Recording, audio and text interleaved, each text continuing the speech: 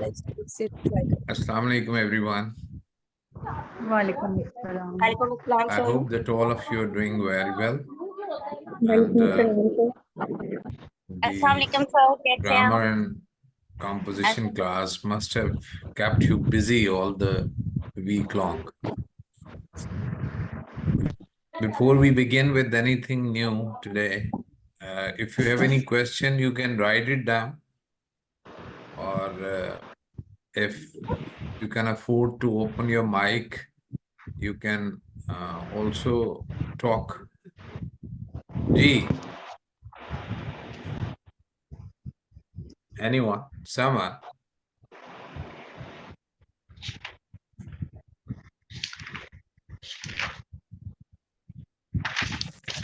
Any question?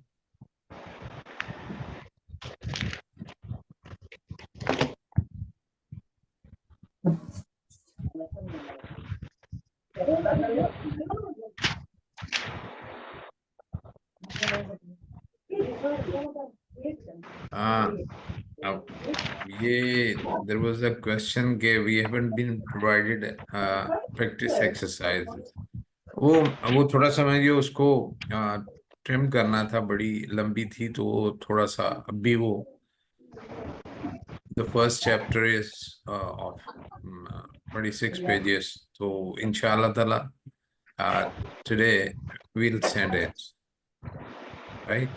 तो वो उसको आपको भेजेंगे, और दूसरा वही जो पिछली वाले सेशन की रिकॉर्डिंग थी वो भी आपको आज अपलोड हो जाएगी। तो इंशाल्लाह ताला I hope that you will have both the things. तो मैं जरा रिवाइज कर दूं। हम दो चीजें कर रहे हैं। एक, हमने सिंपल सेंटेंस का स्ट्रक्चर, जो सेंटेंस जो है ना उसको, सेंटेंस को हमने डिस्कस किया, सब्जेक्ट और प्रेडिकेट का, राइट। इससे साथ साथ हम थोड़ा सा एक पैरेलल काम भी कर रहे हैं, और वो है हमने वर्ब के रेफरेंस में और हमने सेंटेंस के स्ट्रक्चर के हवाले से बात की है। तो सेंटेंस के स्ट्रक्चर के हवाले से मेरे पीछे जो है वो लिखा हुआ है, अगर आप देखें तो what we have so far talked that a sentence consists of 5 elements. एक सब्जेक्ट है, एक वर्ब है, एक ऑब्जेक्ट है, एक कॉम्प्लीमेंट है और एक एडवर्ब है। सब्जेक्ट के बारे में मैंने आपको बताया कि subject is either the doer of the action or whose state being told in the sentence. Subject या तो फिक्रे में दिए गए एक्शन का डूअर होता है या उसकी हालत बयान की जा रही होती है, और रेस्ट ऑफ द सेंटेंस जो होता है उसको हम अगर मजमूई तौर पे लें तो वो प्रेडिकेट होता है, लेकिन अगर उस प्रेडिकेट के कंपोनेंट्स लें तो वर्ब, ऑब्जेक्ट, कॉम्प्लीमेंट और एडवर्ब है। सब्जेक्ट के बारे में I told you one more thing कि subject is always a noun और नाउन इक्विवेलेंट। या तो वो नाउन होता है या नाउन इक्विवेलेंट होता है। नाउन इक्विवेलेंट का मतलब प्रोनाउन है, या एक दफा फ्रेज आ जाता है या क्लॉज आ जाता है। क्लॉज मतलब एक सेंटेंस है जो कि डिपेंडेंट सेंटेंस है, वो आ जाता है। तो ये नाउन या नाउन इक्विवेलेंट, इसीलिए हम इसको कहते हैं। और ये basically it explain any person और अ थिंग। सब्जेक्ट एक्सप्लेन, क्योंकि नाउन है ना, तो नाउन एक्सप्लेन करता है एक पर्सन और एक थिंग। अब पर्सन और थिंग जो है, इसमें जो चीज जो है इसकी ये इनहेरेंट वैल्यू है सब्जेक्ट की। यानी या वो कोई शख्स होगा, जब हम शख्स बोलते हैं तो हम उसमें ये शामिल करते हैं कि वो सिंगुलर नाउन होएगा या प्लूरल नाउन होएगा या वो कंपाउंड नाउन होएगा, जिसकी हमने डिस्कशन की थी लास्ट टाइम। तो it can be anything like this. तो इसमें इसको हमेशा जब हम जानना चाहते हैं फिक्रे में कि कौन है, तो हम वर्ब की मदद से इसको आइडेंटिफाई करते हैं। और वर्ब क्या है? Either action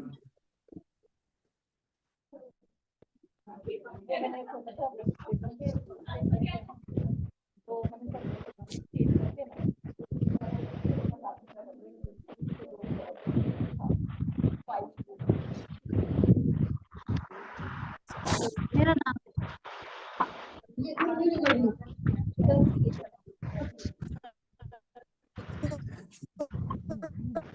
verb is either action of the subject or it describe the state of being किस subject किस हालत में है। उसके बाद we talked about object या complement। आज object को लें तो object is also a noun।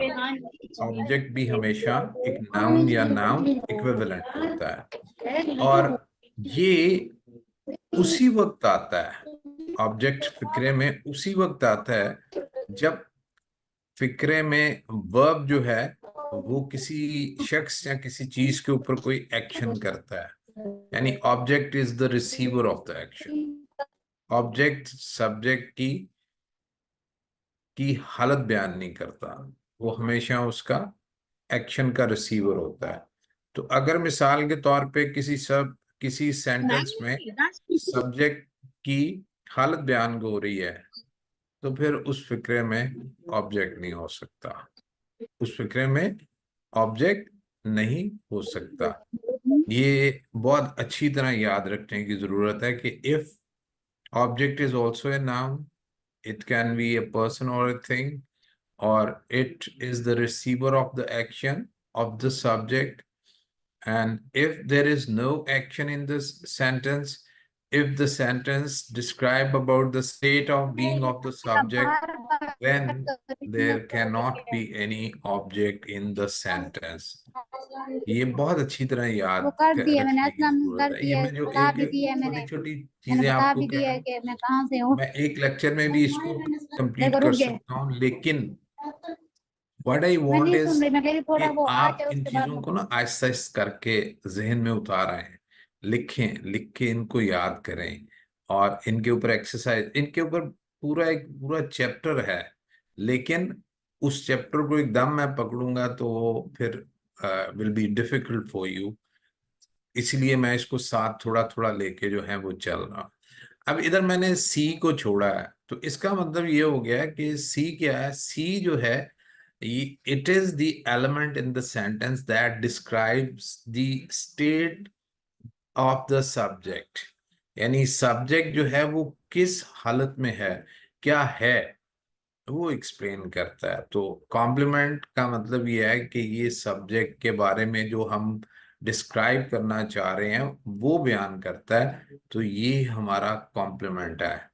अब इसका मतलब ये हो गया, मैंने अभी ये कह दिया कि रिसीवर अगर वर्ब जो है वो एक्शन करेगा, तो और वो एक्शन जो है वो किसी के ऊपर अफेक्ट कर रहा है, किसी के ऊपर अफेक्ट कर रहा है, तो तभी वो उसका रिसीवर चाहिए हमें, और वो ऑब्जेक्ट होगा।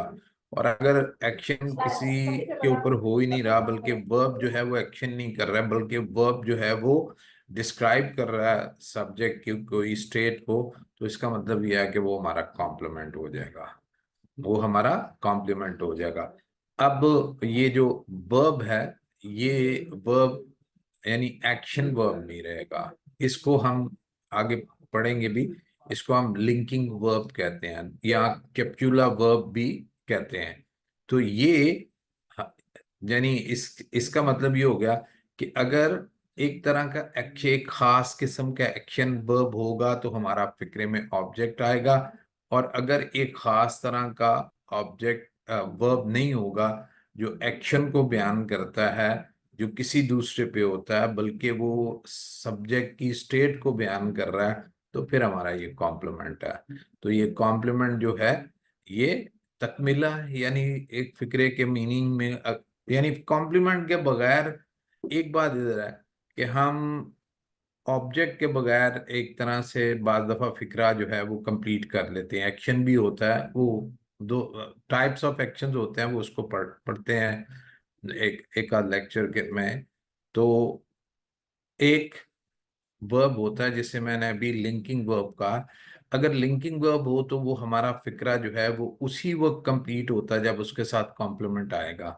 जबकि हमारा वर्ब जो है वो एक्शन वर्ब हो, और उस वक्त उसके साथ ऑब्जेक्ट हम ना भी लाएं, बल्कि बाद दफा वो अंडरस्टूड होता है और बाद दफा उसकी जरूरत ही नहीं होती, तो हमारा फिक्रा मुकम्मल हो जाता है। लेकिन अगर हमारा वर्ब जो है वो लिंकिंग वर्ब हो तो complement is mandatory. Complement is mandatory. और अभी हमने कहा कि कॉम्प्लीमेंट, ये हमारा फाइल सब्जेक्ट जो है वो ना प्लेस ऑफ ए नाउन है। अभी हमने कहा कि ऑब्जेक्ट जो है वो प्लेस ऑफ ए नाउन है। ऑब्जेक्ट जो है ये हमेशा जैसे सब्जेक्ट हु और व्हाट को शो करता है, तो ऑब्जेक्ट जो है ये whom और व्हाट को शो करता है। ऑब्जेक्ट जो है ये whom और व्हाट को शो करता है। इसको याद रखें, ऑब्जेक्ट जो है ये whom और व्हाट को, यानी एक्शन किस शख्स पे हुआ है या किस चीज पे हुआ है। और कॉम्प्लीमेंट जो है ये क्या है? कॉम्प्लीमेंट जो है ये व्हाट भी हो सकता है, नाउन भी हो सकता है, ये एडजेक्टिव भी हो सकता है, और ये वो आगे जो ए लिखा हुआ है जो एडवर्ब है, ये बाज दफा इसके अंदर एडवर्ब भी आ जाता है, लेकिन सारी तरह के एडवर्ब इसमें नहीं आते। अगर हम एडवर्ब की तरफ आए तो एडवर्ब जो है ये क्या है? एडवर्ब, यानी it add something to the meaning of the verb. Simplest तरीके से जो बच्चों को आप करवा सकते हैं, adverb add something to the meaning of the verb. और वो मीनिंग क्या कहता है?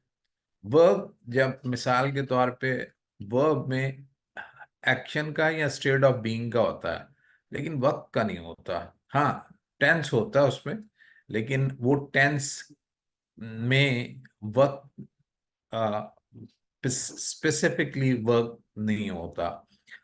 इसी तरह उसमें जगह कि किस जगह वो काम हुआ है वो भी नहीं होता, और इसी तरह वो कैसे हुआ है वो भी नहीं होता।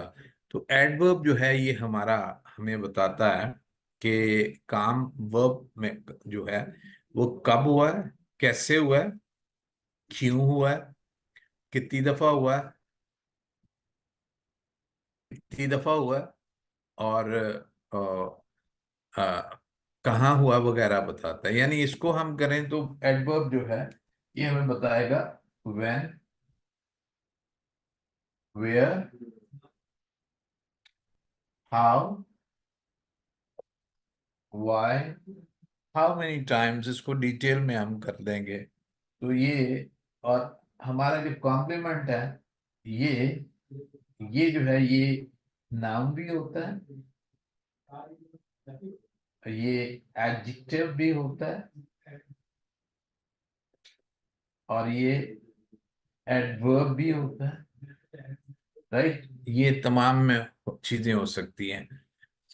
तो ये what needs to be remembered about the structure of the sentence, that a sentence consists of, can have maximum 5 components: one subject, one verb, one object, one complement, one adverb.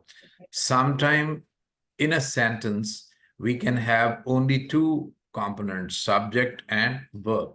But in other sentences, we can have all the 5 components.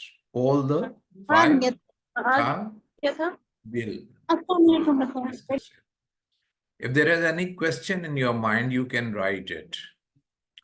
I can wait a little for taking up your question.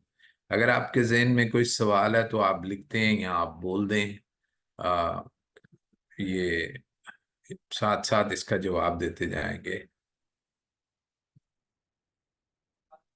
Ji, anyone, someone,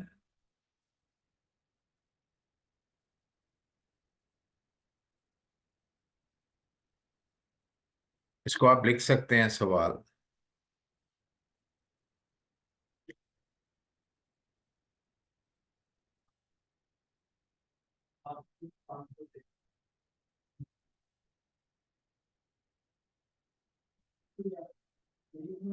ji, no question at all.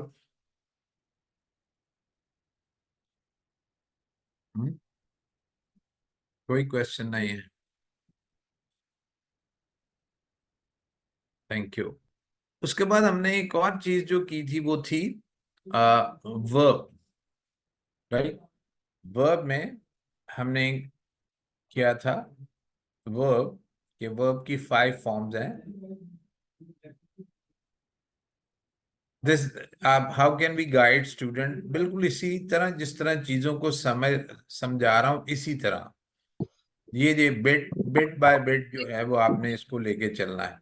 क्योंकि आप थोड़ा सा obviously you are teachers and you have some previous knowledge, तो मैं उसको यानी considering that fact मैं थोड़ा सा चीजों को मिक्सअप यानी 2-3 चीजों को साथ लेके चल रहा हूँ। जी, मैं ट्रांजिटिव और इंट्रांजिटिव वर्ब के बारे में भी बात की है। ये जो मैंने अभी अभी मैंने उधर सिर्फ एक लिंकिंग वर्ब कराई है, ट्रांजिटिव। ये जरा हो जाए तो मैं ट्रांजिटिव इंट्रांजिटिव वर्ब को हम कंप्लीटली उसको देखेंगे।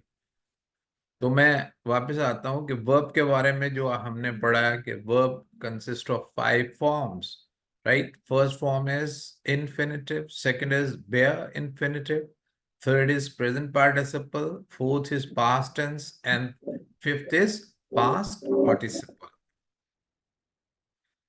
और इसी तरह हमने कहा कि इनमें से 3 फॉर्म जो है वो नॉन फाइनाइट है, महदूद नहीं है।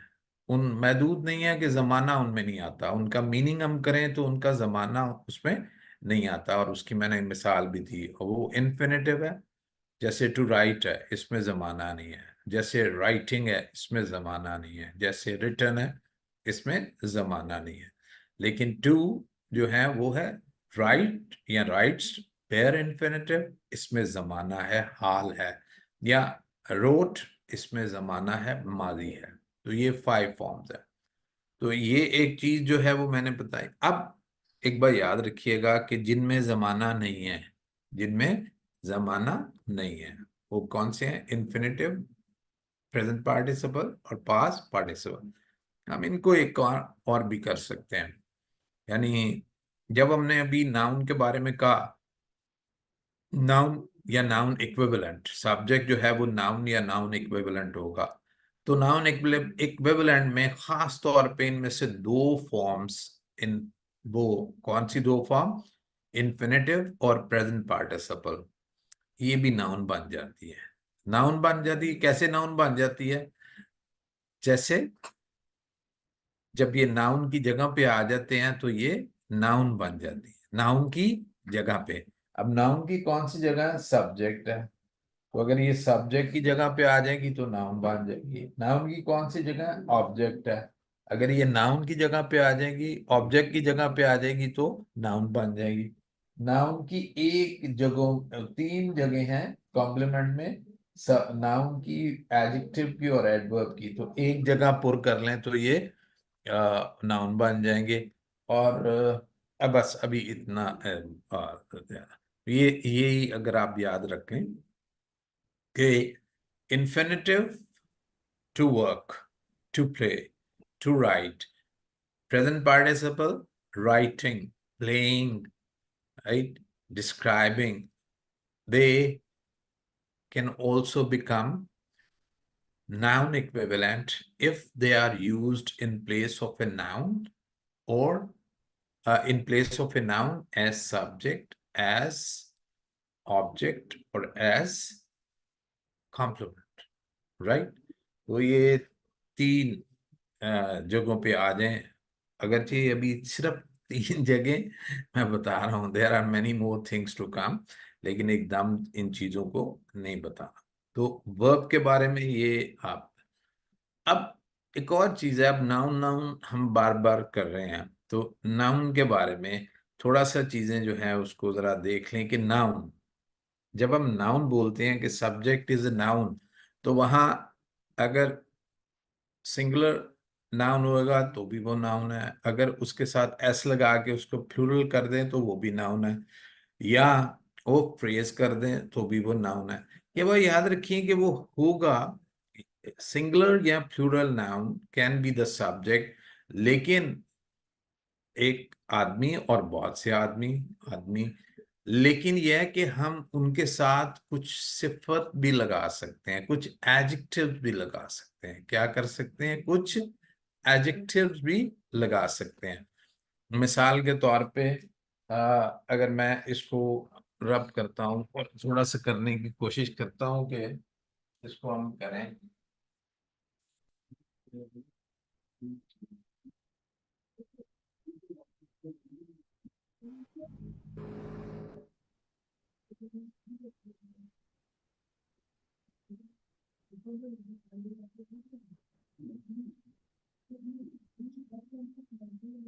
उस दिन आप में से कुछ लोगों को ने सवाल भी किया था। मिसाल के तौर पे हम लिखते हैं boy, boy is the noun, right.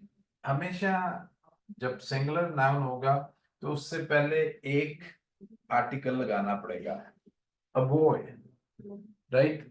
A boy जब हम कहेंगे तो अ बॉय जो है ये हमारा, अब ये नाउन है, और ए जब उसके साथ लग जाएगा तो ये हमारा नाउन फ्रेज बन जाता है, राइट, बॉय। और अगर हम कह दें कि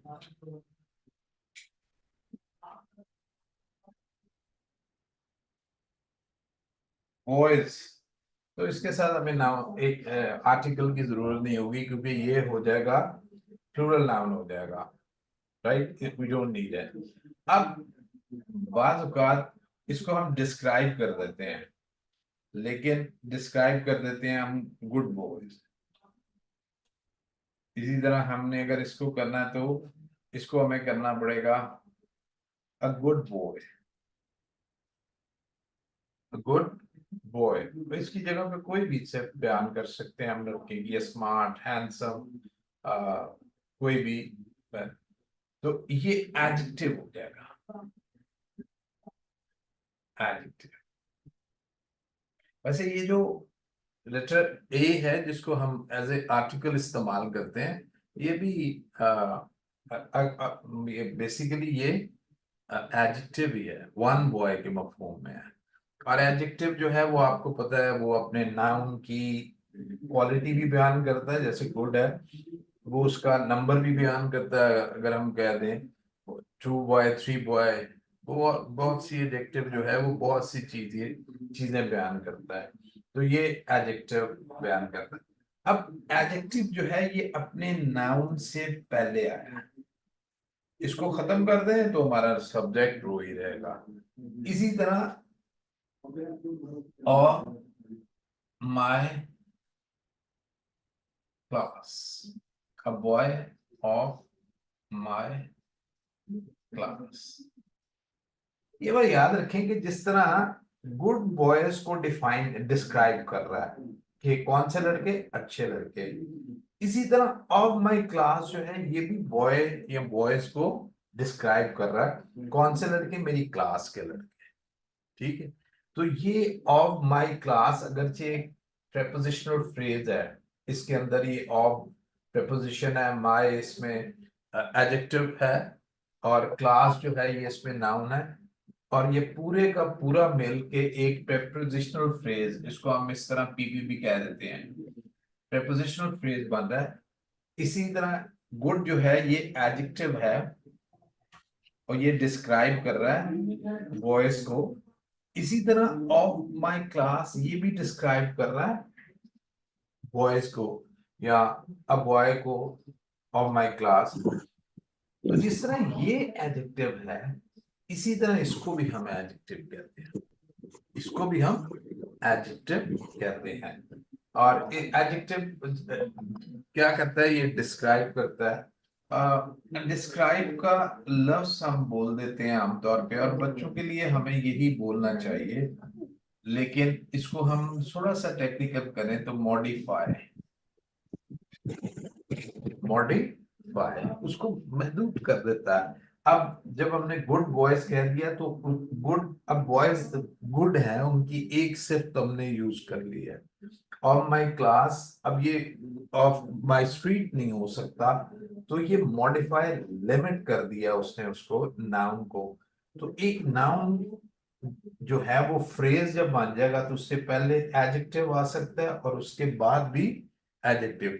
बाद वाला एडजेक्टिव जो है वो हमेशा in most of the cases except for exceptions वो prepositional फ्रेज होएगा। और जनरली अगर कोई हमारा नाउन सिंगुलर है तो उसके साथ उससे पहले ए आएगा, एन आ जाएगा, और प्लूरल है तो एस आ जाएगा। और अगर प्लूरल काउंट नाउन नहीं है, यानी जिसको हम नहीं, ऐसा नाउन जिसको हम काउंट नहीं कर सकते, तो वो फिर बगैर एस का जैसे हम कहें water boils at a certain degree, तो अब वाटर नहीं हम कहेंगे, या वाटर्स नहीं कहेंगे, ये सिंगुलर ही आएगा और इसके साथ ना ही आर्टिकल आएगा। तो ये थोड़ी सी चीज थी जो मैं आपको चाहता था कि आप अपने ज़हन में अ, जी, you are very right. Adjective tells about quality, quantity, reason, size, number, colour, right. बहुत सी चीजों के बारे में बताता है। Yes, it is not, I wouldn't call it tricky, लेकिन यह है कि ये this is how grammar works, this is how our language works. यानी ये ऐसे ही लैंग्वेज को करता है, और इसको आहिस्ता आहिस्ता हमें लर्न करने की जरूरत होती है। Actually I am trying to be simple, और इसीलिए मैंने इसको थोड़ी थोड़ी सी चीजें जो हैं वो आपको लेके चल रहा हूँ कि ऑल ऑफ ए सडन अगर किसी कॉन्सेप्ट को मैं लूंगा तो वो थोड़ा सा डिफिकल्ट हो जाएगा। तो मैं इसको बार बार, इसको you must listen to it यानी अगेन एंड अगेन। ये किसी चीज को, ये आपके पास छुट्टियां हैं, इन छुट्टियों को यूज करें, और इनको don't waste it.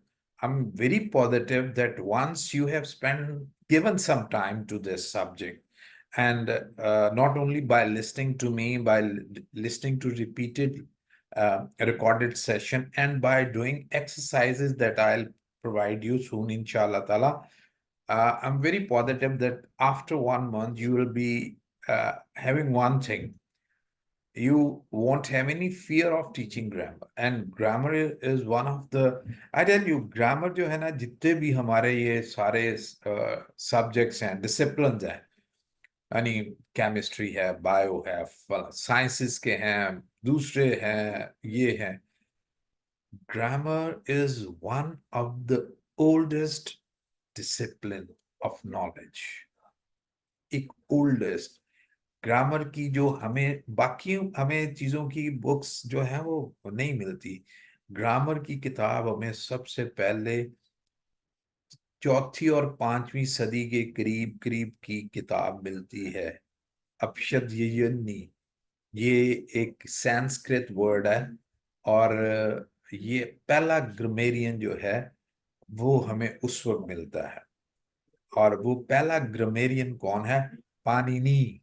Panini, Panini, obviously a Sanskrit word है, I'm trying to make you understandable, तो I don't say I pronounce it in a very exact manner, Panini. और interestingly, uh, he lived and he taught grammar, and he wrote this book not very far from us, बल्कि आप में से कई लोग जो हैं वो तो they belong to that area, especially he was in Taxila University, right?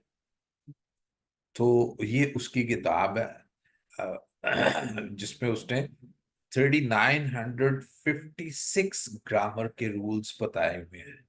इतने रूल्स उस वक्त उसने, अगरचे ग्रामर के लिखने की वजह वो रिलीजियस थी, ही वॉज अ हिंदू, तो he was actually trying to save the knowledge of the Vedas.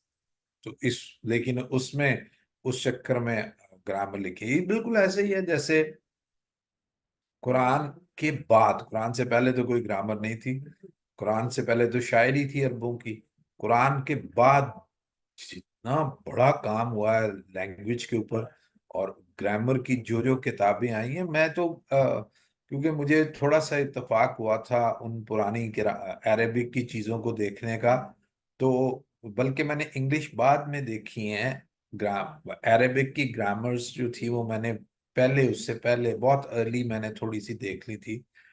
अब खैर मुझे याद इतने, तो वो कॉन्सेप्ट जो उसमें थे, मुझे लेटर जब मैं इंग्लिश में आया हूं तो मुझे उन्होंने बहुत हेल्प की चीज़ों को अंडरस्टैंड करने में, और मैं कहता हूँ वो एक मेरी बहुत बड़ी स्ट्रेंथ बनी। तो अरेबिक में बहुत काम हुआ ग्रामर पे, सिबवे, इब्न हिशाम, जमाखशरी, ये वो लेजेंड है जिन्होंने ग्रामर पे फिर वो काम किया है कि जो यानी जिसके जिससे फिर यूरोप ने बहुत कुछ सीखा। तो ये पाणिनि जो था इसने पहली ग्रामर लिखी, तो ये एक बड़ा नोबल सब्जेक्ट है, बड़ी इंटरेस्टिंग है, इससे बहुत सी चीजें खुलती हैं। अपनी अब मैं आपसे रिक्वेस्ट करूंगा कि अपने आप को, डोंट वेस्ट योर टैलेंट्स, अपने जहानत को आप जाया मत करें, इसको किसी पॉजिटिव काम में लाएं।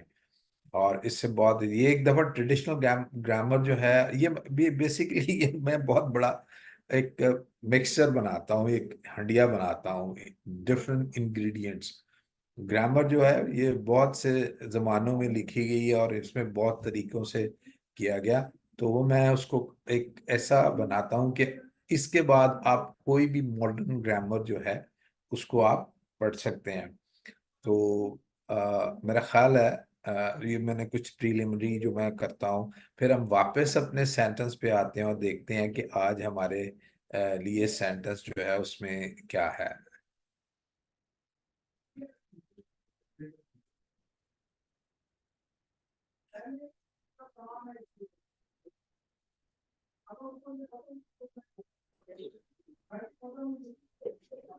ये हमने सेंटेंस को पढ़ा, इसकी काइंड्स डेफिनेशन पढ़ी, fragment, subject, predicate, pillar of the sentence, उसके बाद मेन वर्ब और हेल्पिंग वर्ब, और उसके बाद how to find the verb, verb के फिर simple subject and simple predicate, फिर उसके complete subject and complete predicate और फिर हमने compound subject in compound predicate पढ़ा, और फिर हमने subject in the unusual order पढ़ा। ये थोड़ा सा ट्रिकी था, लेकिन आई होप कि आहिस्ता आहिस्ता जब आप वापस आएंगे आगे कुछ चीजें करके तो ये आपको इतना ट्रिकी जो है या डिफिकल्ट नहीं लगेगा, राइट। इसी तरह subject in the unusual order with there, here, where, etcetera, आप इसकी एक्सरसाइज करेंगे। अब आ जाते हैं टाइप्स ऑफ सेंटेंसेस के ऊपर। टाइप्स ऑफ सेंटेंसेस पे जब हम आते हैं तो हम देखते हैं कि अल्फाज का जो मजमुआ है, अ, अल्फाज का जो मजमुआ है ये ये, हाँ जरा आप सबसे दरख्वास्त है कि जो भी यानी पार्टिसिपेंट्स हैं वो जरा अपने माइक को म्यूट कर दें, राइट। हम कहते हैं जी group of word that makes a complete sense that starts with a capital letter and sorry and end with a terminal mark that can be a, a full stop, period, or interrogative sign or exclamatory sign, right? Generally आजकल हम sentence को 4 types में पढ़ रहे हैं, लेकिन to to discuss some detail मैंने इसको 5 में किया हुआ है। ये असल में ये सारा मटेरियल जो है ना, ये मेरी मेरी एक किताब है पेडागोजिकल ग्रामर, जिन्हें मैं आमतौर पे टीचर्स ट्रेनिंग के लिए पढ़ाता होता हूँ यूनिवर्सिटी में। जब मैं कोई मास्टर्स या फिल की क्लास हूँ तो उसको मैं यूज करता हूँ, जिसको मैंने और अब सिंप्लीफाई किया है। और आप लोगों को जो मैंने हैंडआउट्स भेज रहे हूँ ये मैंने बेसिकली ये बना रहा हूँ ताकि इसको बाद में हम अपने स्टूडेंट्स जो हमारे 9th 10th के स्टूडेंट्स हैं या इवन 8 के, उनको भी लगा सकें। तो मैंने चीज़ों को बहुत सिंप्लीफाई उसमें किया, लेकिन बीच बीच में थोड़ा सा मैं आपको कर देता हूँ क्योंकि यू आर टीचर्स। एंड मैं हमेशा ये कहा करता हूँ कि जो टीचर्स है ना, they must know more than their students.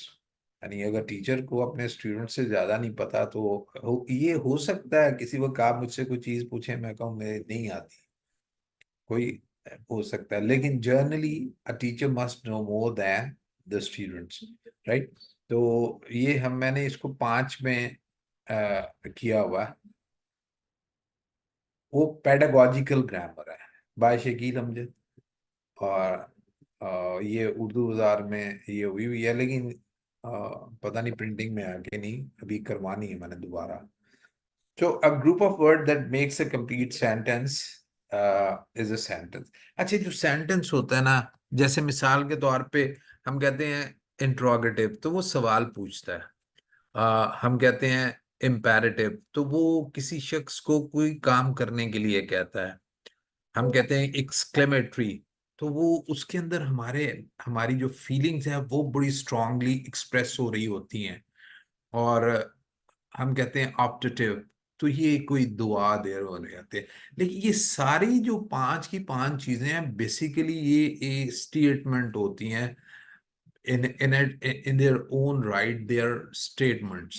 For example, हम a sentence has 4 kinds। अब ये हमने एक स्टेटमेंट दिया है। अब स्टेटमेंट जब हम देते हैं, इसीलिए इसको असर्टिव या डिक्लेरेटिव वगैरह के भी टर्म जो है वो बोली जाती है।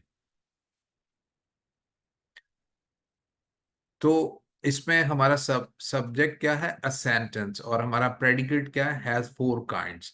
ये स्टेटमेंट है, कोई भी आप ले लें, वो चाहे वो सच्ची हो या वो सच स्टेटमेंट इज, वो जो होती है ना, वो किसी फैक्ट्स को बयान करती है। आप ये भी कह सकते हैं अ सेंटेंस हैज 4 काइंड्स, और ये भी कह सकते हैं sentence does not have 4 kinds, वो भी स्टेटमेंट ही हो जाएगी। यानी इसमें आप किसी चीज के बारे में कोई स्टेटमेंट देते हैं, ना कोई सवाल पूछते हैं, ना किसी को कोई काम करने का कहते हैं, राइट। तो पहली किस्म जो है वो स्टेटमेंट है। दूसरी किस्म जो है वो इंटरोगेटिव है।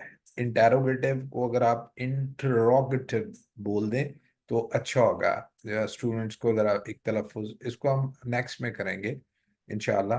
तो do you know these kinds, क्या आपको इन काइंड्स का पता है? तो ये सवाल कर रहा है। अब सवाल जो है ना वो हम ये बाज दफा उसका स्ट्रक्चर में चेंज करके करते हैं, बाज दफा हम टोन से भी करते हैं।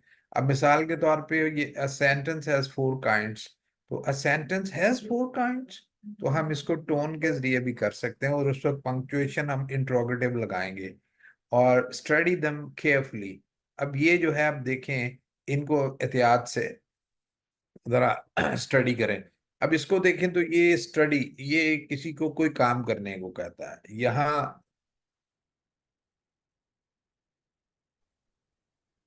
यहाँ हम किसी को कह रहे हैं, और वो किसी कौन है, वो यू है।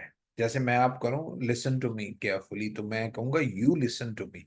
लेकिन इंपेरेटिव सेंटेंस में जो वर्ब से स्टार्ट होता है, इसका सब्जेक्ट यू होता है, और वो यू जो होता है वो अंडरस्टूड होता है, उसको फिक्रे में लिखने की जरूरत नहीं होती, लेकिन कभी कभी आएगा भी, वो आगे हम आपको डिस्कस करेंगे।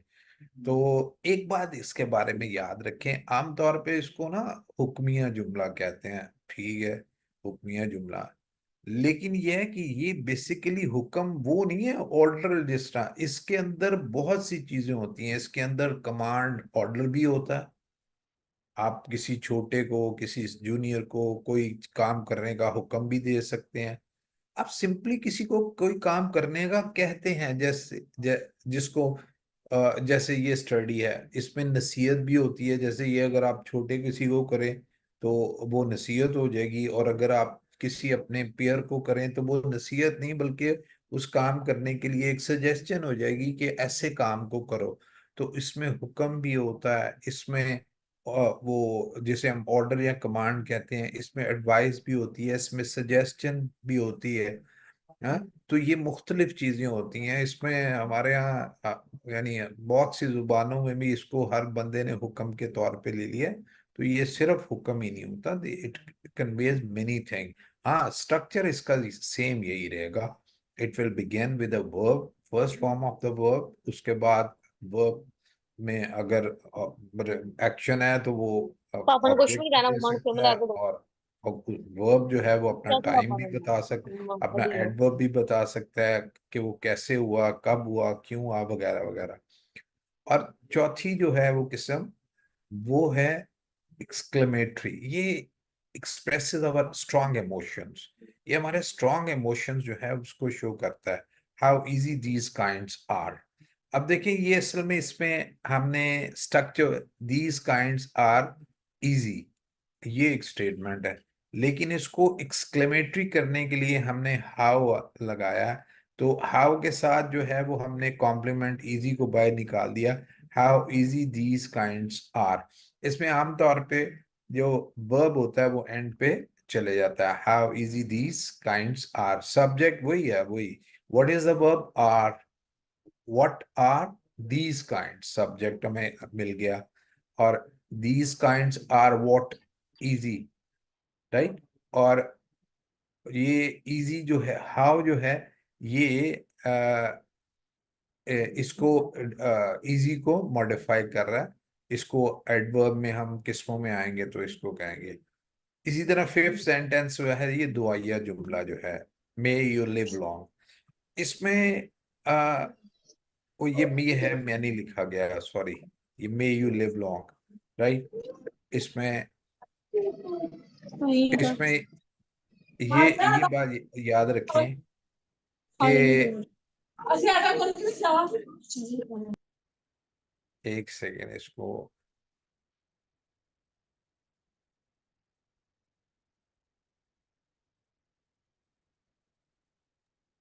Respected इसमें members, दुआया, kindly mute दुआ, the mics. किसी को कोई दुआ देनी हो तो वो आमतौर पे आता है। और एक बात याद रखिएगा कि इसमें वर्ब हमेशा प्लूरल आता है।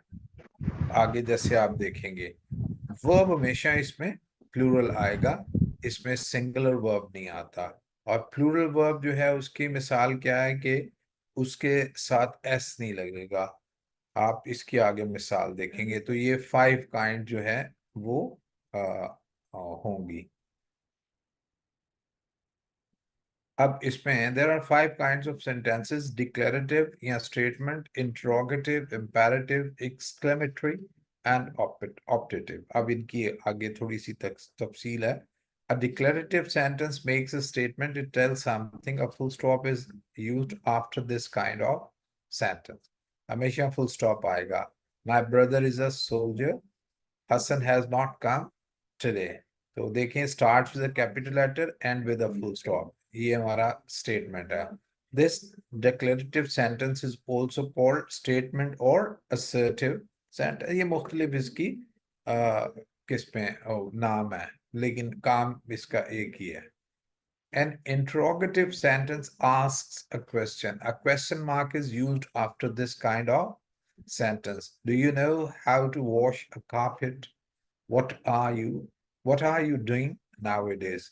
अब देखें इसमें हेल्पिंग वर्ब बाहर आ गया, और इसमें डब्ल्यू एच वर्ड जो है वो बाहर आ गया। ये दो तरह के इंट्रोगेटिव क्वेश्चंस हैं। आमतौर पे अगर मैं आपको कहूँ ये कौन सा है, do you know how to wash a carpet, तो ये यस नो क्वेश्चन है, ये क्लोज्ड क्वेश्चन है। यानी इसका जवाब जो होगा वो यस नो आता है आमतौर पे। इसको हम yes, do you know how to wash a carpet, yes, right. What are you doing nowadays, ये ओपन एंडेड क्वेश्चन है। ये पहला क्लोज एंडेड था, ये दूसरा ओपन एंडेड क्वेश्चन है। इसका what are you doing these days, मैं अगर आप मुझसे पूछो तो मैं कहूंगा I am teaching a class, I am working in so and so, right. Sometimes the question mark is the only way you can tell whether a sentence is a question or a statement. ये मैंने अभी आपको बताया था, Junaid's leaving this afternoon। अब ये एक statement sentence है, राइट। लेकिन Junaid's leaving this afternoon, अब ये एक सवाल कर दिया इंटोनेशन से, टोन से आपने। तो ये इसके अब देखें स्ट्रक्चर दोनों का एक है, लेकिन इसके एंड पे इंट्रोगेटिव साइन है और इसके एंड पे पीरियड है. The second sentence in example of oral communication. ये आमतौर पे ओरल कम्युनिकेशन में होता है. किसी जगह हम ओरल कम्युनिकेशन को भी एक्सप्लेन करते हैं ना. कोई क्वेश्चन नहीं है आपके पास? कोई बात आप पूछनी चाह रहे हैं? बात समझ लग रही है आपको? हाँ जी. Anyone? Anyone who has some question?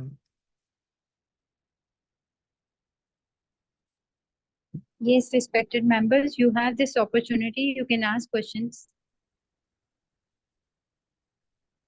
Okay, let's hope. Okay, good. We received a question. Assalamu alaikum, sir. Oh, The thank question is you. that can you Yeah, explain the compound, that's great. complex sentence That's and simple great. So nice sentence of also? you. ये mic निकालने ना questions आ रहे हैं voice कौन से तरह?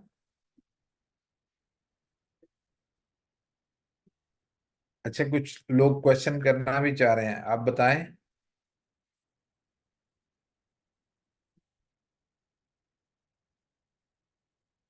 हम्म. Yes, I can. Compound complex sentence जो है वो बताया जा सकता है. आप उससे पहले कॉम्प्लेक्स सेंटेंस देखेंगे. यानी एक सिंपल सेंटेंस को मैंने कह दिया कि वो एक वो एक इंडिपेंडेंट क्लॉज है. यानी जैसे मिसाल के तौर पे I came to my office in the morning. ये एक सिंपल सेंटेंस है. और इसको अगर मैं कॉम्प्लेक्स बना दूं, I came to the office when you had not come, तो ये व्हेन के साथ मैंने कर दिया तो ये कॉम्प्लेक्स बन गया. अब कंपाउंड में दो सेंटेंस जोड़ूंगा.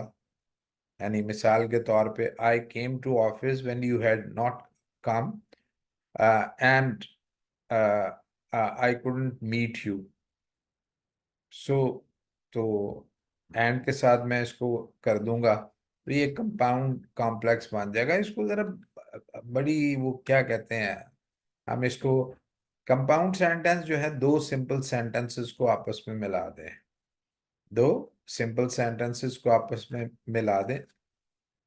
और जब इन दो सिंपल सेंटेंसेस को आपस में आप मिला देंगे तो वो एक कंपाउंड सेंटेंस बन जाएगा. और मिलाने के लिए याद रखें, मिलाने के लिए आपको एक कंजंक्शन यूज करनी पड़ेगी. और कौन सी कंजंक्शन यूज करनी पड़ेगी वो इसको मैं एक्सप्लेन करता होता हूँ. वो फैन बॉय है. फैन बॉय क्या है? फॉर है. F for, A for and, N for nor, B for but, O for or Y for yet, और एस फॉर सो. ये सात इंडिपेंडेंट कंजंक्शन है. तो इन सात में से किसी भी इंडिपेंडेंट कंजंक्शन के साथ दो सिंपल सेंटेंस मिला दें तो वो कंपाउंड सेंटेंस बन जाएगा. अब जब कंपाउंड सेंटेंस बन जाएगा तो उस पे कॉम्प्लेक्स सेंटेंस अगर आपने जोड़ना है. कॉम्प्लेक्स सेंटेंस होता क्या है? कॉम्प्लेक्स सेंटेंस जो होता है वो या तो एक सिंपल सेंटेंस के अंदर एक डिपेंडेंट सेंटेंस होता है. और डिपेंडेंट सेंटेंस या तो मेन सेंटेंस का सब्जेक्ट होता है, या ऑब्जेक्ट होता है, या उसका एडवर्ब होता है. या एडवर्ब मतलब उसका टाइम बता रहा होता है या प्लेस बता रहा होता है. इसीलिए मैं ये थोड़ी थोड़ी सी चीजें आपको करा रहा हूँ ताकि आपको ये अच्छी तरह आ, होती रहे. इनकी प्रैक्टिस बहुत करनी पड़ेगी. Right. So, a sentence, an interrogative sentence, generally starts with a helping verb. So it's close-ended, or with a WH along with the helping verb. So it's open-ended. A statement can have an interrogative sign that is a symbol of an oral communication, and it can have its structure of a statement, but still it can have an interrogative sign at the end. An imperative sentence make a command or request, a request या command to do something, किसी को कुछ काम करने के लिए कहता है, give me that book. ये आप किसी छोटे को हुक्म भी दे सकते हैं और किसी को पोलाइट रिक्वेस्ट भी कर सकते हैं, वो आपकी टोन से हो जाएगा. This kind of sentence usually ends with the period, आमतौर पे period, but if the command is short and sharp, an exclamation sign is put at the end. हाँ, अगर आपकी जो इम्पेरेटिव सेंटेंस है उसमें हुक्म का आंसर पाया जाए और वो फिक्रा ज्यादा लंबा ना हो बल्कि शॉर्ट हो और बड़ा क्रिस्पी सा शार्प सा हो, ऐसे बी ऑफ विथ यू. इसका तर्जुमा आमतौर पे जो मैं क्लास में करता होता हूँ वो ये होता है, अपनी बूथी के साथ यहाँ से गायब हो जाओ. बी ऑफ विथ यू, अपने पूरे वजूद के साथ यहाँ से चले जाओ. यानी बी ऑफ भी अकेले कह सकते हैं, और थोड़ा सा इम्पोलाइट अगर हो जाए तो दफा हो जाओ. डोंट माइंड, ये इसका मीनिंग है, मैं अब क्या करूं.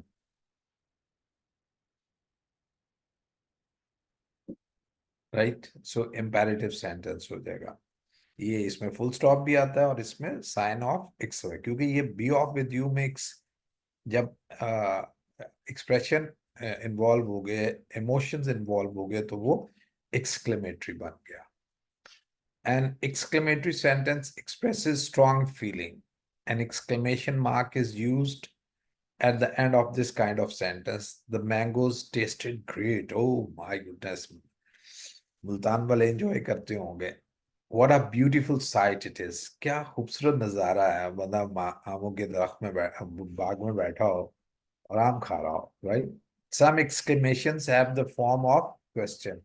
कभी कभी बाज एक्सक्लेमेशन जो होते हैं, जैसे अभी हमने स्टेटमेंट में क्वेश्चन किया, तो इसी तरह किसी क्वेश्चन में भी आ जाता है, इमोशन आ जाते हैं. Isn't that a beautiful flower? अब इसमें सवाल भी किया जा रहा है और जज्बात का भी इजहार किया जा रहा है. यानी आपने एक खूबसूरत फूल देखा है, गुलाब का फूल देखा है, यू आर, वो क्या कहते हैं, आउट ऑफ योर इमोशन आप कह देते हैं. तो यहाँ फिर इंट्रोगेटिव की बजाय यहाँ साइन ऑफ एक्सक्लेमेशन आएगा. Will you stop that noise? अब ये सवाल से ज्यादा इसमें जज्बात का इजहार है, राइट, और तो इसलिए इसको भी हम exclamation. However, since such sentences are not asking question but expressing opinions or making requests, they are punctuated with exclamation marks rather than question marks. ये बात दफा ये होता है कि बंदे को, टीचर को पता ना हो और बच्चा सवाल कर दे, तो वो फिर वो कहते हैं, ओ ये तो वो टाइपो आ गया, ये हेड ऑफिस ने टाइपो कर दिया. Any question? Any question?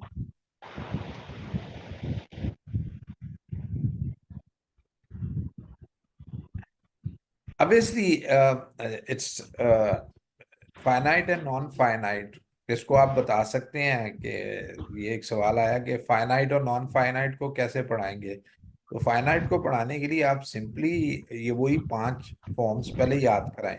पहले 5 फॉर्म्स को बताना, और बताने का मतलब ये नहीं है आपको, तो मैं एक दफा कर रहा हूँ, आपने उनको पहले उनको ही नाम याद कराएं, उनको लिखें, फिर उनके ट्रांसलेशन जो जिस तरह मैंने किए थे वो ट्रांसलेशन उनको कराएं, ताकि जब उनको हो जाए तो फिर अगले स्टेप में, जैसे मैंने एक सब्जेक्ट लिखा, आई लिखा था, आप कोई और लिखते, और उसके बाद वो एक एक वो क्या कहते हैं, ड्रॉ कर दे, राइट कर दे 5 फॉर्म. अब आई को एरो से मिलाएं और उनसे पूछेंगे कौन कौन सा यूनिट बन रहा है सब्जेक्ट का और इन 5 फॉर्म्स का, जो कंप्लीट मीनिंग देता है. तो ऑब्वियसली शुरू में हो सकता है 2-4, लेकिन बाय एंड बाय जब आप उनको मोर प्रैक्टिस देंगे तो वो ये कर पाएंगे. तो वो 2 के साथ वो कहेंगे कि ही राइट्स, हाँ वो लिखता है, लेकिन ही टू राइट का तर्जुमा वो लिखना. लेकिन आपने पहले ये उस वक्त उनको करेंगे जब पहले आपने उनको ट्रांसलेशन भी उनकी अच्छी तरह अजबर करा दी हो। तो ये मेरा ख्याल है इससे चीजें जो हैं वो इस तरह हो जाता है। हाँ, seems that sentence structure is more easy to understand than grammar. नहीं, सारा कुछ आसान ही है, आप फिक्र नहीं करें। I only need your attention and I need you to practice it. और मैंने आपको पहले भी कहा कि whenever you have any question, just put it up. आप मुझे उसके सेंड कर दें, I'll answer you. And even if you any individual any confusion, so you can call me. मैं वो इसमें करूँगा, कर देता हूँ इंशाल्लाह।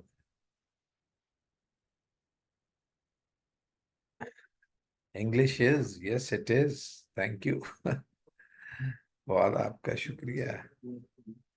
आज हमारे राइट ये हो गया।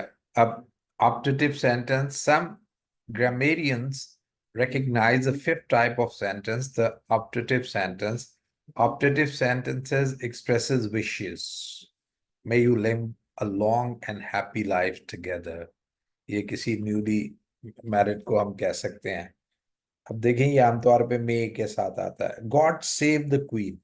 अब अगर इसको हमने फर्स्ट फॉर्म है सेव, अब अगर इसके साथ एस लगा दें तो ये इम्पेरेटिव नहीं ये ऑप्टेटिव नहीं रहेगा, ये तो स्टेटमेंट बन जाएगा।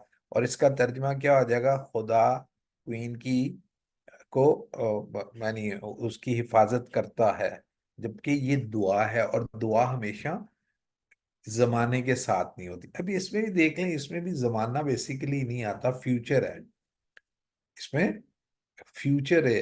ये जो इन्फिनेटिव है ना, लिखना, तो इस तरह का मफहूम जो है इसमें भी, अगरचे आप देखें इसमें सारा है, तो इसमें भी जमाना उस तरह नहीं पाया जा रहा है। गॉड सेव द क्वीन, अल्लाह ताला क्वीन की हिफाजत करे, कर रहे। लॉन्ग लिव द प्रेसिडेंट, उम्र प्रेसिडेंट की उम्र दराज हो। अगर इधर लॉन्ग लिव्स कर दिया तो ये गलत हो जाएगा। पीस बी अपॉन हिम, ये बिल्कुल ये बात, यानी आप सल्लल्लाहु अलैहि वसल्लम पे रहमते हो, दरूद हो, आप दरूद भेजते वक्त peace be upon him. God forbid that she should ever that should ever happen. God forbid that should ever happen. अल्लाह ना करे कि इस तरह की कोई बात कभी हो। अब इसमें देखें दो दैट हैं। पहला दैट जो है वो कंजंक्शन है, वो ज्वाइन कर रहा है एक सेंटर, एक मेन क्लॉज को एक सबऑर्डिनेट क्लॉज के साथ। ये कॉम्प्लेक्स सेंटेंस की मिसाल है। और दूसरा दैट जो है वो एक ये एक डेमोन्स्ट्रेटिव प्रोनाउन है, दैट शुड एवर हैपन, कि वो बात कभी वाकया हो। पहला दैट का तर्जुमा आमतौर पे के का मफहूम होता है, अल्लाह माफ करे कि इस तरह की कोई बात हो, राइट। तो ये कभी कभी दैट भी आ जाता है, बाद लोग इसको एक कहते हैं ये डबल दैट क्या आ गया, जैसे डबल हेड आ जाता है, तो उसको भी हम करेंगे जी।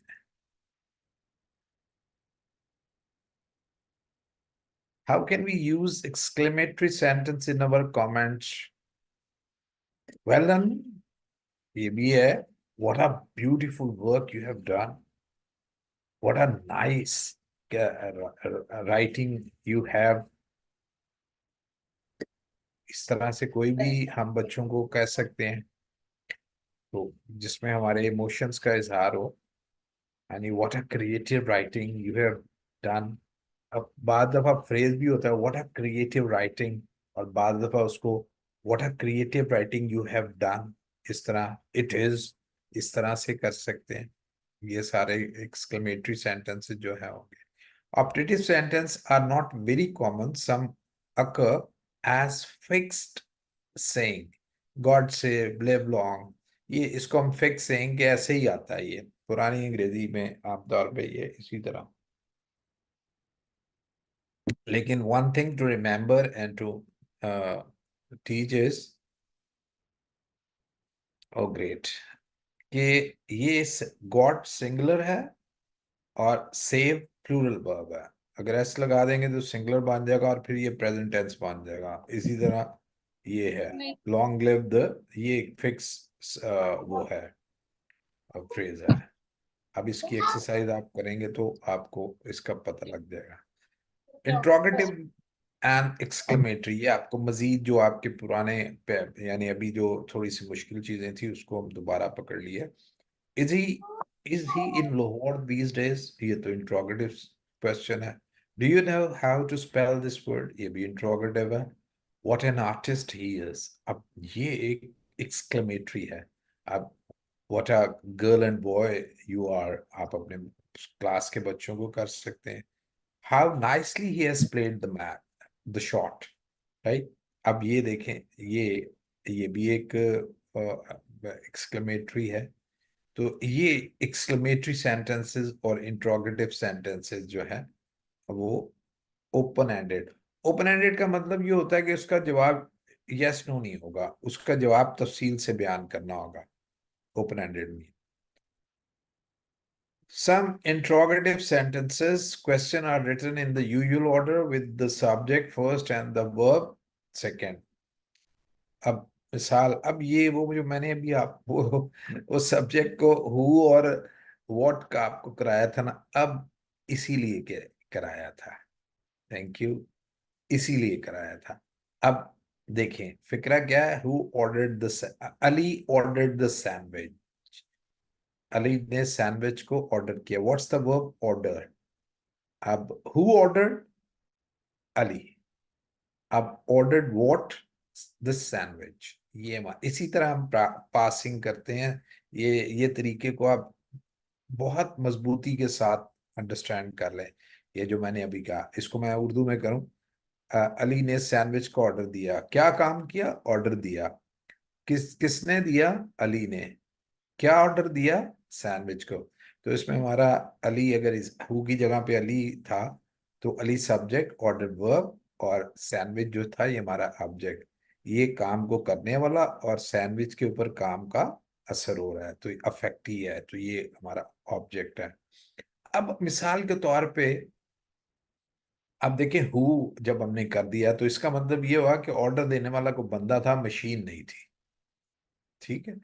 अब अगर हमें नहीं पता कि किसने ऑर्डर दिया है, हम होता है ना आपके पास, आप किसी रेस्टोरेंट में बैठे हुए हैं और वेटर या जो भी हैं उन्होंने आपके सामने कोई आके चीज रख दी है तो आप कहेंगे भाई हु ऑर्डर्ड इट, किसने दी, किसने ऑर्डर किया है, my order is not this. तो इसको, तो जब आपको किसी सब्जेक्ट का पता नहीं होगा तो आप हु इस्तेमाल करेंगे। अगर वर्ब जो है वो किसी शख्स से मुताल्लिक आपको नजर आएगा, और अगर कोई चीज होगी तो आप व्हाट कहेंगे। राइट, व्हाट, जमीन सूरज के गिर्द घूमती है। The earth revolves around the sun. अब अगर आपको नहीं पता क्या चीज घूमती है, what revolves around the sun, तो आप कहेंगे द अर्थ। राइट, तो उधर व्हाट आ जाएगा। तो चीज के लिए व्हाट और बंदे के लिए who. Here, however, in other questions, the subject may fall between the helping verb and the main verb. तो अगर क्वेश्चन हम ऐसे भी करते हैं कि अगर हमारे पास सब्जेक्ट हो इधर, जैसे सब्जेक्ट हमारे पास यू है, तो फिर सवाल बनाने के लिए क्या करेंगे कि हम वर्ब से एक हेल्पिंग वर्ब उसका जो है वो बाहर निकाल देंगे। और अगर उसका हेल्पिंग वर्ब वर्ब का एक स्टेटमेंट में नहीं है, तो अगर वो टेंस जो है वो प्रेजेंट में है और उसमें फर्स्ट फॉर्म है तो उसके अंदर एक डू छुपा हुआ है या डज छुपा हुआ है, वो हम सब्जेक्ट से पहले ले जाएंगे। अगर सब्जेक्ट सिंगुलर है तो डू लगा, डज लगा देंगे। अगर प्लूरल है तो डू लगा देंगे। राइट, आई भी है तब भी डू लगा देंगे। और तो इस तरह से हम क्वेश्चन जो है बना रहे हैं। और अगर हेल्पिंग वर्ब को मौजूद है, हेल्पिंग वर्ब अगर मौजूद है तो फिर वो पहले हेल्पिंग वर्ब को पकड़ के, अगर एक है तो उस पहले को, और दो है तो दूसरे को नहीं छेड़ेंगे, पहले को लेके बाहर निकाल देंगे। राइट, जैसे do you no mister Faisal, तो उसमें इसमें नो भी फर्स्ट फॉर्म थी, तो इसमें से भी हमने डू निकाल दिया, इसके अंदर डू एक छुपा हुआ था, राइट? तो इसमें से हमने डू निकाला। Some exclamatory sentence also change the order of the subject and the verb.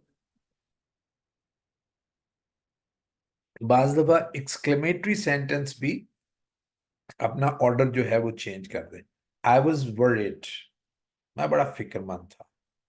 अब आपने किसी को कहना है कि क्या मैं फिक्रमंद था, लेकिन यह है कि साथ आपने इमोशंस का भी इजहार करना है, तो फिर क्या करेंगे? अब हमारे पास आई वॉज वरीड में वॉज मेन वर्ब था, ठीक है, वरीड कॉम्प्लीमेंट है, ये थर्ड फॉर्म है, लेकिन यहाँ ये एक्शन को शो नहीं कर रहा, ये हमारे सब्जेक्ट की हालत को बयान कर रहा है, जिसको हम कॉम्प्लीमेंट करते हैं, तो उसको आई वॉज वरीड था।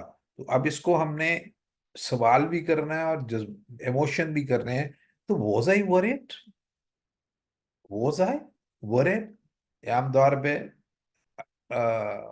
ये इस तरह के जुमले इमेजिन किया करें ना किस सिचुएशन में होंगे, यानी आ- आपकी अम्मा इंतजार कर रही हैं, और फिर जब आप कहते हैं आपको फिक्र करने की क्या जरूरत थी, तो वो उसके ऊपर इस तरह का तुम्हें यानी वो इस तरह का कोई जुमला बोल सकती हैं, वॉज आई वरीड, राइट? तो इस तरह की को बात, ये थोड़ा सा इसमें को बता दें, कोई आपको कोई प्रॉब्लम हो तो आप मुझे बता दें। Anyone, someone?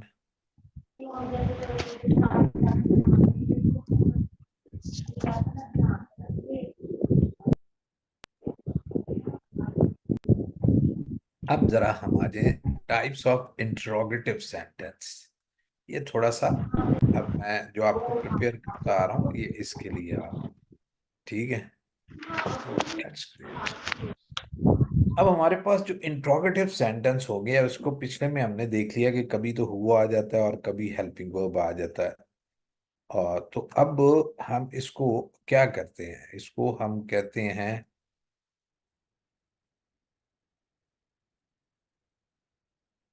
ये अभी आता है, अभी आता है,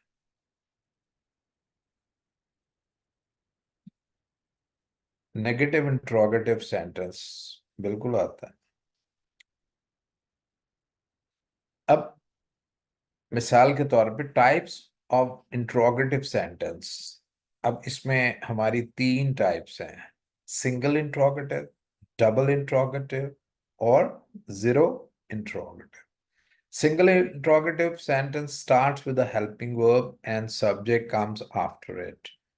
Is he a teacher? तो ये single interrogative होगा।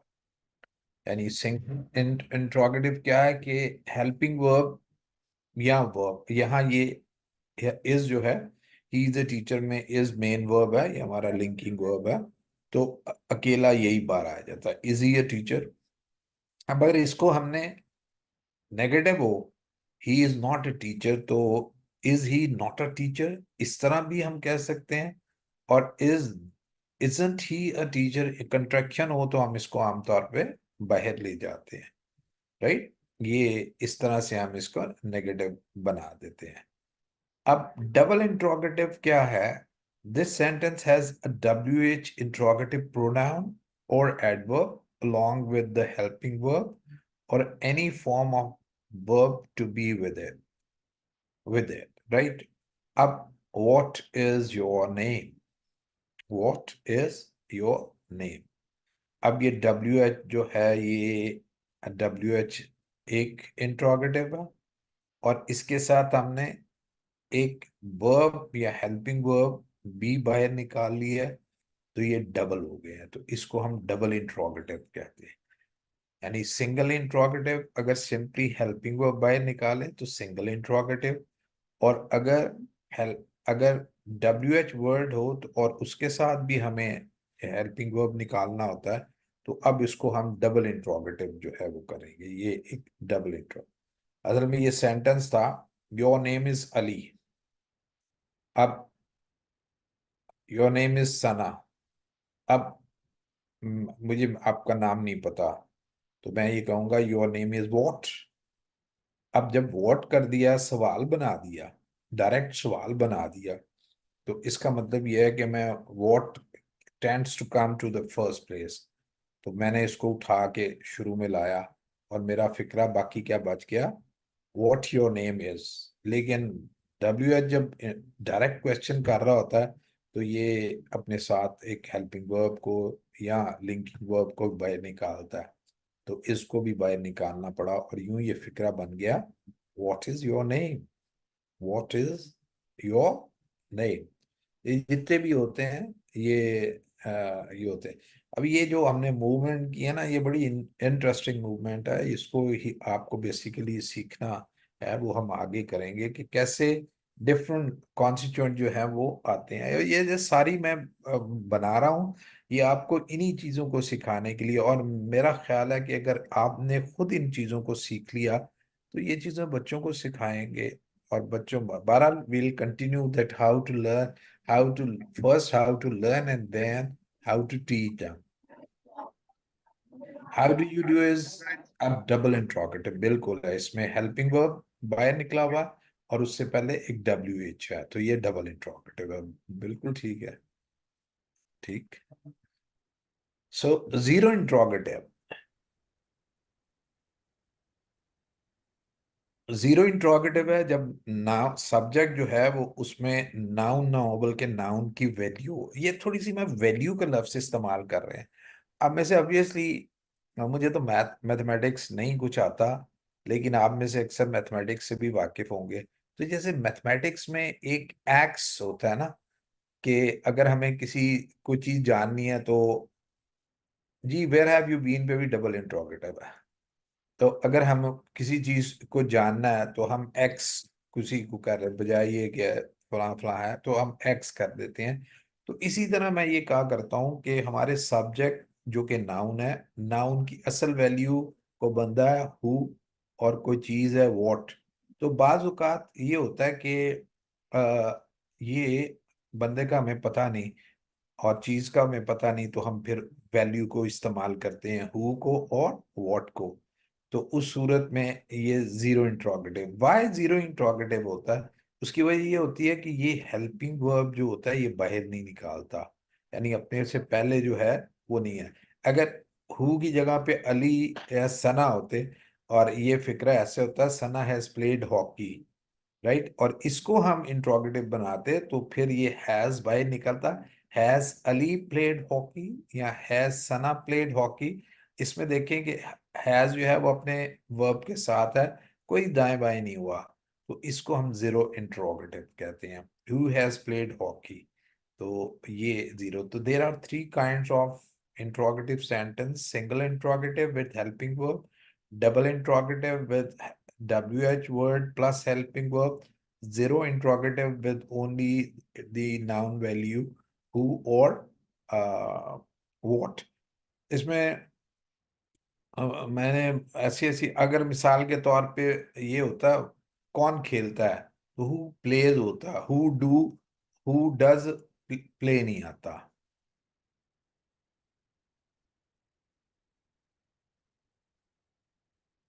नहीं, ये बाय होम जो है इसका मतलब ये है कि अपने होम, होम ये मैंने होम, अब ये मैंने आज ही बताया कि जो ऑब्जेक्ट होगा वो या होम होगा या व्हाट होगा। तो इसका मतलब ये है कि होम आपने कह दिया तो होम जो है इसका मतलब ये है कि आपने ऑब्जेक्ट को बाहर निकाला। तो जब ऑब्जेक्ट बाहर निकलेगा, राइट, जब ऑब्जेक्ट बाहर निकलेगा तो वो ये लेगा, हाँ वो लेगा, जब हम इसको करेंगे तो वो ऑब्जेक्ट बाहर निकलेगा तो फिर वो हेल्पिंग वर्ब जो है वो लेगा, यानी by whom is it done, इस तरह से बन जाएगा ये structure. imperative sentence, always talk to your elders politely। अब इसमें पहले टॉक से स्टार्ट हो रहा है लेकिन टॉक से पहले एडवर्ब भी आ सकता है। an imperative sentence can begin with an adverb, always, please pass on the salt, ये इस तरह से polite words, tell me what you want। अब ये भी verb से स्टार्ट हुआ, ठीक है। फर्स्ट फॉर्म आपको पता है, और गेट लॉस्ट ये भी वर्ब से इस्तेमाल हुआ। जरा थोड़ा सा इस तरह के भी फिक्रे लें। अब ये देखें, ये the command is short and sharp, तो एक्सक्लेमेटरी साइन आ गया है। Command means to ask somebody to do something. It includes request, order, advice, suggestion, etc. An imperative sentence usually begins with the verb. For example, in the command, be careful, the verb is the first word. The subject of the sentence is you, even though it is not expressed. We say that the subject you is understood. Sometimes only one word is necessary to give a command. That one word is verb. The verb. For example, आप एकदम command stop, तो ये shut up, तो ये भी command है, right? और पूरा sentence जो है वो उससे हो जाता है। Stop, look, listen, तो ये सारी उसकी मिसालें हैं। We use imperatives for different reasons, such as telling people what to do, giving instruction and advice, making recommendation and suggestions, and for making offers. Come in and sit down, please. देखें ना, come in and sit down, please. ये can be an offer. Don't open the window, it's cold, right? ये इसमें advice भी आ सकती है, इसमें कई चीजें एक वक्त में आ सकती है। Put the coin in the slot and press the button. अब ये instruction है, ये इंस्ट्रक्शन है। और आमतौर पे आप जो मुख्तलिफ जो आइटम के जो वो होते हैं, हाउ टू यूज इट, उनमें इंस्ट्रक्शन और इस तरह की चीजें पाई जाती हैं। Put the coin in the slot and press the red button. Any question, anyone having any?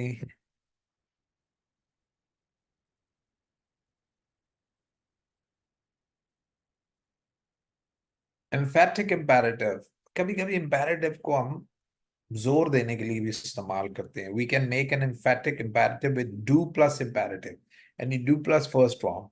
This is common in polite request, complaints, and apologies, right? तो ये do sit down, जरूर बैठे ना प्लीज प्लीज, ये इसका मफहूम है। इसमें do be a bit more careful, ये थोड़ा सा केयरफुल मोहताज हो जाए। Do forgive me, बुलाए मेहरबानी मुझे माफ कर, I didn't mean to interrupt, right? So इसको हम इसमें do आ जाता है, और क्योंकि सब्जेक्ट जो होता है वो you होता है, तो इसलिए does कभी नहीं इसमें आता। इसी तरह इसमें नॉट पैसिव इम्पेरेटिव भी कभी कभी हो जाते हैं। पैसिव क्या होता है? जब ऑब्जेक्ट को हम सब्जेक्ट की जगह पे ले आते हैं। To tell people to arrange for things to be done to them, we often use get plus past participle, third form. Get vaccinated as soon as possible. तो ये इसको हम पैसिव इम्पेरेटिव, वैक्सीनेट करवा लो। और do और don't be, ये भी, although do is not normally used as an auxiliary with be, do is used before be in negative and emphatic imperative. Don't be silly. अब आमतौर पे हम बी के साथ, बी तो खुद इज है तो कभी भी नहीं करते, लेकिन इसमें कर देते हैं imperative में। Don't be silly. Do be quiet. Do be quiet. ये एक बड़ा लफ्ज गलत प्रोनाउंस होने वाला लफ्ज है। वो एक होता है क्वाइट, वो एडवर्ब होता है बिल्कुल, जिसका आमतौर पे हम तर्जमा करें। ये क्वाइट खामोशी के मफहूम में है, तो इसको quite, quiet, do be quiet। तो मैं अक्सर सुनता हूँ टीचर से क्लासरूम में, keep quiet, तो क्वाइट नहीं होता, quite. Any question? Subject with imperative, कभी कभी सब्जेक्ट भी आ जाते हैं इम्पेरेटिव के साथ, वो कैसे होता है? The imperative does not usually have a subject present in the sentence, but we can use a noun or pronoun to make it clear who we are speaking to. Mariam, come here. Everybody else stay where you are. अब इसमें देखें, असल में है come here, लेकिन you come here की बजाय कभी कभी हम उसको स्पेसिफिक कर देते हैं, लेकिन सब्जेक्ट you ही रहेगा। इस मरियम को हम क्या क्या कहते हैं? इस मरियम को भी हमारे पास एक ग्रामर में एक खास टर्म है जिसको हम कहते हैं वोकेटिव केस। अभी वोकेटिव केस क्या है उसको जरा बात के लिए रहने दें, जब हम केस पढ़ेंगे तो ये फिर हम इसको, और जब हम सेंटेंस के खोलेंगे तो उसमें मरियम क्या कंपोनेंट बनता है उसको। लेकिन इधर आपसे कि कभी कभी यू जो है उसको हम वो यू कौन है को भी जाहिर कर देते, और ये कहीं भी आ सकता है। Come Mariam here, come here Mariam. तो इस तरह somebody answered the phone, right. अब ये अगर इसको हमने ले लिया तो फिर एस लगा दें तो बन जाएगा somebody आंसर, फोन का जवाब देता है। somebody, इसका ट्रांसलेशन क्या हो जाएगा, कोई बंदा फोन का जवाब दो। आमतौर पे घरों में इस तरह की फिक्रें अम्मा बहुत कहती हैं, nobody move। वो ये खतरनाक है। आप अपनी क्लास में भी ये बहरहाल इस्तेमाल कर सकते हैं, कोई मत हिले। तो ये सब्जेक्ट विद इम्पेरेटिव है, इसमें नोबडी, समबडी, मरियम ये सारे हैं, तो ये कहीं भी जा सकता है। क्वेश्चन टैग विद इम्पेरेटिव, ये टैग्स लगा देते हैं। And imperative, the normal question tags are will you, won't you, would you, can you and could you। after negative imperative will you is used, right। give me a hand, will you, ये आ गया।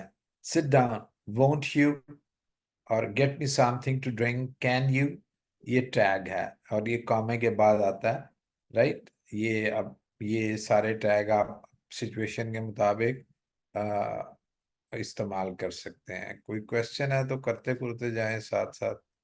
Word order in imperative, always and never come before the imperative. अगर adverb हो, always remember what I told you, not remember always। Adverb यहाँ बाद में नहीं आएगा। Thank you, never speak to me like that again. अभी आपको घर में भी कोई कह सकते हो और कोई भी कह सकते हैं, और आप तो अपनी क्लास में कह ही सकते हैं, राइट। सो ये नेवर और always come before the verb in imperative, not after the verb. यहाँ मेरा ख्याल है मैं इसको इधर ही कर दूं, थोड़ा सा ये रह गया है, इसको इधर तक ही कर देते हैं। मैंने ये सेंटेंस को मैं इधर तक ही करता हूँ, और अगर आपका कोई क्वेश्चन है तो we can look at your question, or otherwise we call it a day। जी, समान आज हमने फिर कई चीजें जो है वो हमने डिस्कस की हैं, और आई होप दैट इसमें, हाँ जी बिल्कुल ऐसे ही है। Don't ever try your luck to impress me, ये भी नेगेटिव इम्पेरेटिव है, ठीक है। First day we had almost 90 plus, and today we have 47 participants। So with this participants, that's, is it difficult that people find it hard to understand? मुझे अपना feedback जरूर दिया करें, और आज इंशाल्लाह ताला इसकी, या obviously ये हमेशा होता है, even if we are in a class physically teaching it in a, तो उसमें यही होता है। learning is learning, beside being difficult, when you learn new things or revise things, so there it's always difficult। and इसमें difficult में जो most important thing है वो ये है कि we have to be attentive, we have to give our time, or to give time to anything is one of the most difficult things that we find। तो इसमें लगे रहें, मैं भी लगा रहा हूँ। और दूसरा ये है कि probably शायद they feel that they can have recordings and they can learn from the recordings, maybe। सिर्फ अगर हम रिकॉर्डिंग से लर्न करें तो उसमें तो बहुत जोर से हमें मोटिवेशन चाहिए। यानी रिकॉर्डिंग से if we say that we can listen to the recordings and learn it, so I don't feel that recordings help much, except that one is highly motivated or वो औखा, that's difficult. So, okay, ladies and gentlemen, thank you very much for being here, being with me, and especially those of you who've been asking question and giving me their feedback. Uh, uh, I'm thankful to all of you. So now I'll make sure that your second session recording and your exercise is sent to you. After you have completed the exercise of this chapter, I'll also post something on the Google form, which you will have to do it, and you can know the result of that, so that I may know that who who are learning something, right? So inshallah ta'ala, we'll be sending you. So for that, till that, now we have the next session on Monday, right? So we'll see you on Monday. Thank you very much. God bless you all.